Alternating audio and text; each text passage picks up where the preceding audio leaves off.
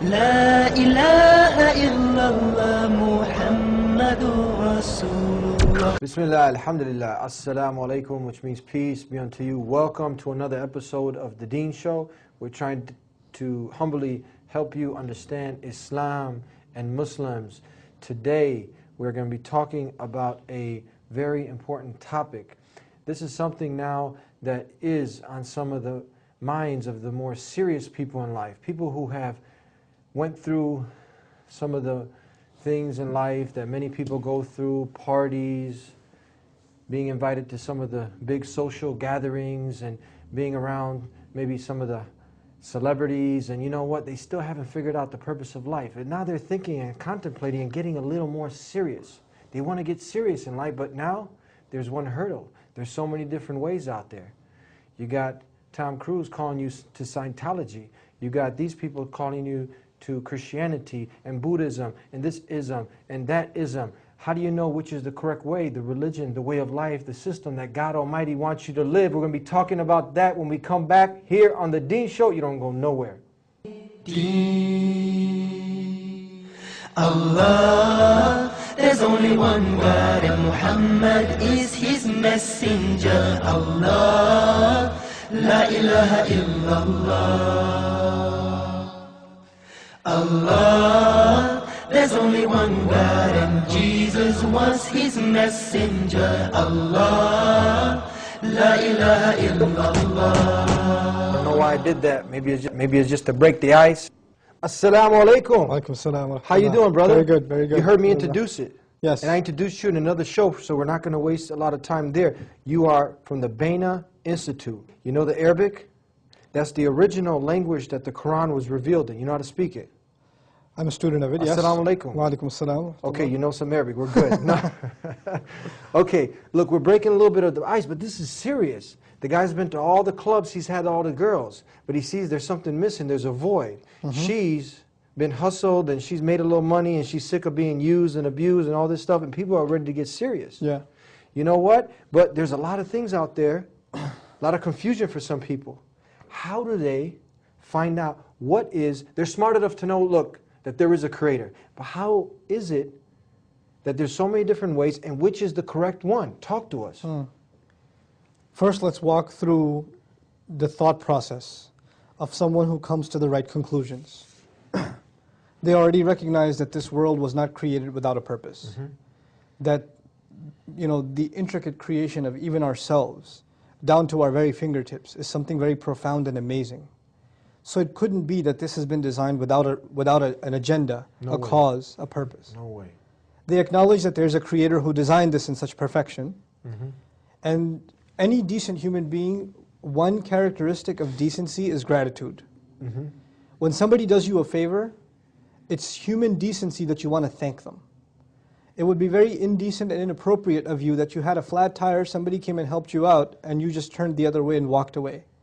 Or drove off. That's just rude. It's not appropriate. It's Yeah. not common decency. Not at all. And human beings have a sense of common decency across religions and culture. Absolutely, yeah. So when you realize there's a creator, you realize that he's created you in such a powerful way, and he's given you abilities that he hasn't given other creatures. Yeah. And he's given you, all of these faculties, not just your physical faculties, which are amazing enough. Like none of us paid for our eyes, and none of us, bought our hands anywhere. They were just given to us. And there are so many others that don't have these things. So one acknowledges, first of all, that these things were given to him or her without them having to pay for them. And then on top of that, their sustenance, water, the air they breathe, the family they enjoy, the house, whatever they may have, they've been poured upon from every direction with all sorts of favors, none of which they had to pay for. It was just kind of handed down to them.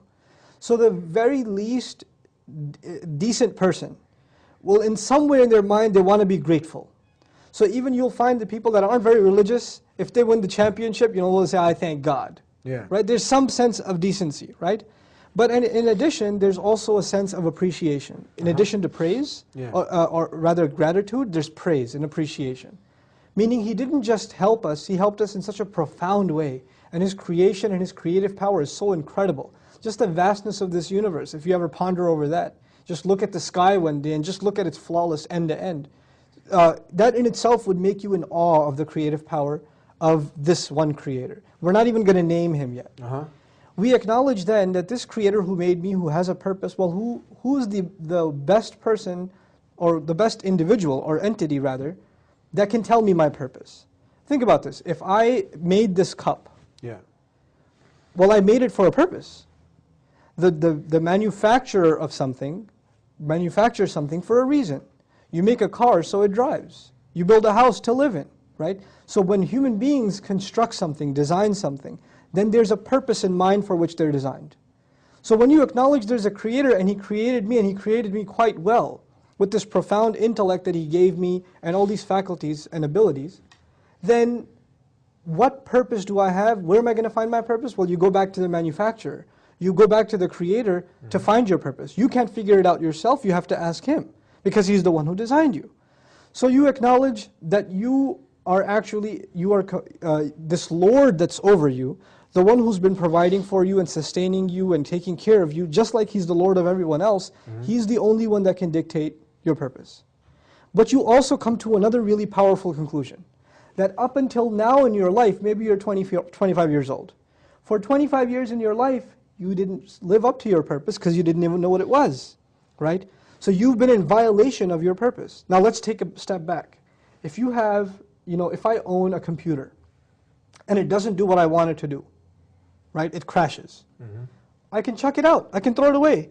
I own it. I bought it for a purpose. It didn't fit that purpose, so I got rid of it.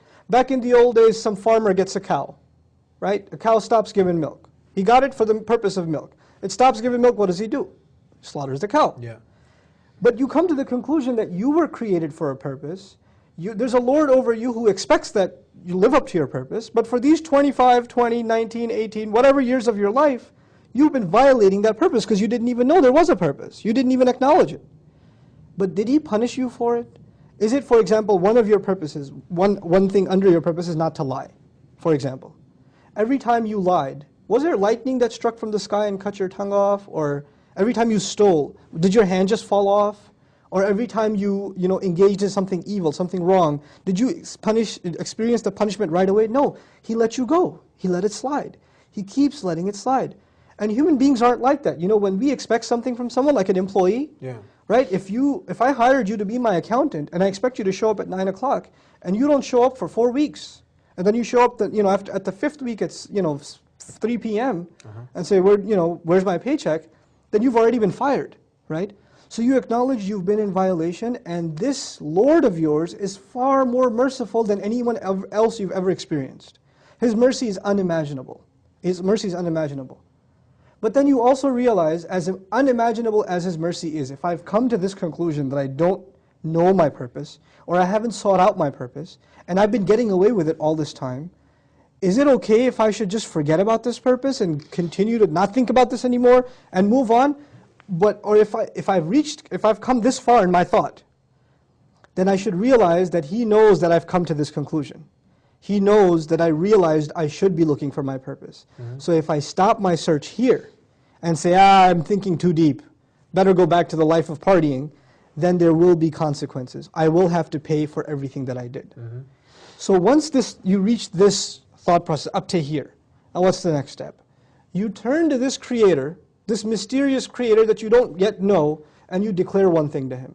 I acknowledge that you're my creator. I acknowledge that I'm supposed to be in service to you. Whatever I do in this life is supposed to live up to your purpose that you set for me, but I cannot fulfill that purpose on my own because I don't know where to start. You need guidance. I don't have anything. So even if I want to serve you, how am I going to do so unless you help me? Unless you help me. So far you're with me in the thought process. Gotcha. First there was appreciation. Then there was his amazing mercy that he let you slide so far. Then there was the idea that there's going to be consequence, so you better get your act together. Then there's the idea that you ask him, I'm going to worship you, I want to turn to you, I want to give myself up to you, we need direction but I now. need your help. We need direction. We need direction. So now when you ask him for direction, you ask him for guidance. You ask him for the way, the clear, straight way to live your life. But you also come to another conclusion. If in fact he is as merciful, if in fact this is the truth, then you can't be the only one. This must have happened before you. There must have been people before that asked for this guidance, sincerely. And there must be people before that were given this guidance, right? So you ask him, instead of being left out on your own, you ask him to show you a path that other people have already walked. People have already gone, and that he favored upon, right? And then there must be other people who asked for that path. Now listen to this carefully. They asked for that path, they got the path. It's like me asking you for directions, you gave me directions, but I didn't follow those directions, right? I didn't follow those directions. That's such a person who asks for the favor, gets the favor, and then disregards the favor, is someone who the Creator must be very angry with. You know, there's a person who didn't even get the favor. But there's a person who got the favor and then disregarded it. Saw the truth and then put it aside. This person is worthy of the Lord's wrath. And then finally, there's a person who asked for the favor, got that favor, received that favor, but then mixed his own thoughts and desires into that favor.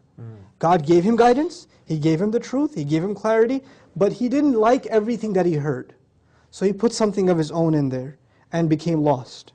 Now this thought process that I've explained to you, actually, the reason I went in this route is because this is the thought process of the Qur'an, the first surah.